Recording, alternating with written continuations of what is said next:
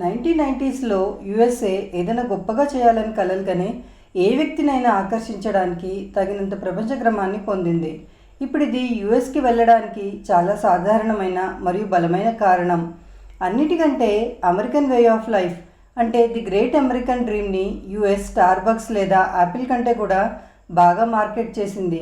USA అనేది land of opportunities and అనేక సంస్కృతుల సమ్మేళనం.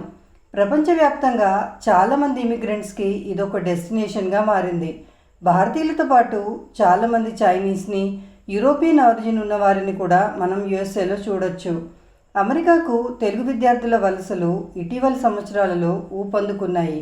ఇవి విద్య మరియు కెరీర్ ఆపర్చునిటీస్ కోరుకునే భారతీయ విద్యార్థులలో పెరుగుతున్న ట్రెండ్ని ప్రతిబింబిస్తుంది.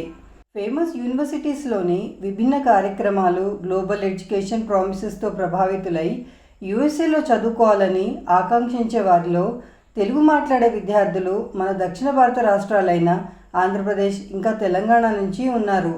భారతదేశంలోని తెలుగు మాట్లాడే రాష్ట్రాలు ఆంధ్రప్రదేశ్ ఇంకా తెలంగాణ మొత్తం భారతీయులలో 14% ఇండియన్ అమెరికన్స్ యునైటెడ్ స్టేట్స్లో నివసిస్తున్నారు. సెంటర్ ఫర్ ఇమిగ్రేషన్ స్టడీస్ ప్రకారం 2010 ఇంకా 2017 మధ్యలో యుఎస్ఏలో స్థానిక తెలుగు మాట్లాడే వారి సంఖ్య 86% పెరిగింది. ఇది విదేశీ భాష మాట్లాడే గ్రూప్లో అతిపెద్ద పెరుగుదల. కానీ భారతదేశంలో అత్యధికంగా మాట్లాడే 4వ భాష అయిన తెలుగు ఇప్పటికీ యుఎస్ఏలో విస్తృతంగా మాట్లాడే 20 భాషలకు వెలుపల ఉందని బీబీసీ రిపోర్ట్స్ చెప్తున్నాయి. భారతదేశంలోని తెలంగాణ మరియు ఆంధ్రప్రదేశ్ రాష్ట్రాలు ప్రతి సంవత్సరం అత్యధిక సంఖ్యలో విద్యార్థులను పంపుతున్నాయి. రెండు రాష్ట్రాలలోని మధ్యతరగతి మరియు ఎగువ మధ్యతరగతి కుటుంబాలలో యుఎస్ఏకి ఒక్క వ్యక్తినైనా చదువుకోవడానికి లేదా ఉద్యోగం కోసం పంపడం అనేది ఒక స్థానిక సాంప్రదాయంగా మారింది. ఇది ఎలా జరిగిందో అర్థం చేసుకుందాం. అమెరికాలోని తెలుగు పీపుల్ ఫౌండేషన్ అనే స్వచ్ఛంద సంస్థ వ్యవస్థాపకుడు ప్రసాద్ కునిశెట్టి ఏమన్నారంటే 1990ల మధ్య కాలంలో ఐటీ వేగంగా వృద్ధి చెందడం వల్ల సాఫ్ట్వేర్ ఇంజనీర్లకు భారీ డిమాండ్ ఏర్పడిందని, విద్యార్థులను పెద్ద ఎత్తున అమెరికాకు పంపే హైదరాబాద్ నుంచి చాలామందిని రిక్రూట్ చేసుకున్నారు. కొన్ని సంవత్సరాలుగా తెలుగు మాట్లాడే అమెరికన్లు ఆంధ్రప్రదేశ్ మరియు తెలంగాణ నుండి సాఫ్ట్వేర్ ఇంజనీర్లను నియమించుకోవడం కొనసాగించారని బీబీసీ తెలిపింది. చాలామంది భారతీయులు H1B వీసా స్కీమ్ నుండి ప్రయోజనం పొందుతారు. ఇది సాంకేతిక రంగంలో ప్రతి సంవత్సరం వేలాది మంది విదేశీయులకు వర్క్ వీసాలను అందిస్తుంది. ఒక అంచనా ప్రకారం ఈ వీసాలు 70% భారతీయ కార్మికులకు వెళ్తుంది. భారతదేశంలోని ఈ భాగం నుండి అనేక వలస విజయ కథనాలు వచ్చాయి. ఉదాహరణకి మైక్రోసాఫ్ట్ సీఈఓ సత్య నాదెళ్ల మరియు అడోబ్ సిస్టమ్ సీఈఓ శంతను నారాయణ్కు ఇద్దరు హైదరాబాద్కి చెందినవారే. టెక్నాలజీ మరియు ఇంజనీరింగ్ రంగాలలో దక్షిణ భారత ప్రవాసుల యొక్క భారీ ప్రాతినిధ్యాన్ని పరిగణలోకి తీసుకుంటే యుఎస్లో తెలుగువారి గుర్తింపు మరియు స్వీకరణ పెరిగిన వార్త మనకి ఆశ్చర్యం కలిగించదు.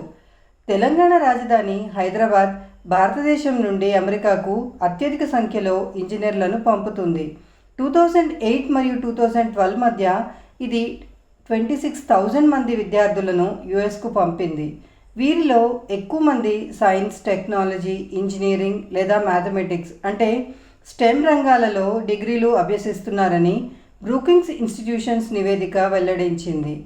అలాగే మీరు ఈ ఆటలో డొమినో ప్రభావాన్ని కూడా జోడించవచ్చు. అంటే ఒక వ్యక్తి యుఎస్కి వెళ్ళిన తర్వాత వారి బంధువు లేదా వారి కుటుంబ సభ్యులు యుఎస్కి వెళ్ళమని కోరుతారు. అలా తర్వాత స్నేహితులను ప్రోత్సహిస్తారు. ఇలా అది ఆగకుండా కొనసాగుతూనే ఉంటుంది. చిలుకూరు బాలాజీ దేవాలయం బాలాజీ దేవస్థానంగా నిర్మించబడింది. ఇది సుమారు 500 సంవత్సరాల పురాతనమైన దేవాలయం అని చెప్తారు. మందిరంలో కోరికలు తీర్చుకోవడానికి చేసే ప్రార్థనల్లో భాగంగా ఆలయం చుట్టూ 11 ప్రదక్షిణాలు చేస్తారు.